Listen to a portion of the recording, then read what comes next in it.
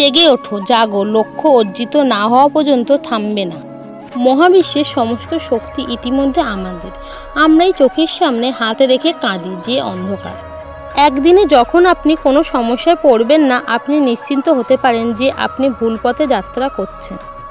একমাত্র প্রকৃত শিক্ষক তিনি, যিনি অবিলম্বে ছাত্রের স্তরে নেমে আসতে পারেন এবং তার আত্মাকে ছাত্রের আত্মায় স্থানান্তর করতে পারেন, এবং ছাত্রের চোখ দিয়ে দেখতে এবং তার কান দিয়ে শুনতে এবং তার মন দিয়ে বুঝতে পারেন।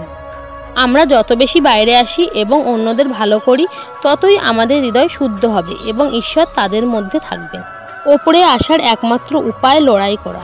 হৃদয় এবং মস্তিষ্কের মধ্যে দ্বন্দ্বে আপনার হৃদয়কেই অনুসরণ করুন।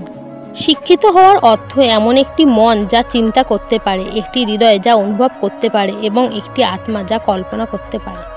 সর্বোচ্চ শিক্ষা হলো সেই শিক্ষা যা আমাদের কেবল তথ্যই দেয় না, বরং আমাদের জীবনকে সমস্ত অস্তিত্বের সাথে সামঞ্জস্যপূর্ণ করে তোলে।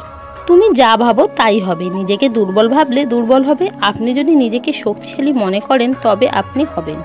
সত্য জানার একমাত্র উপায় হলো অভিজ্ঞতা। শেখা একমাত্র জিনিস যা কখনোই ব্যর্থ হয় না।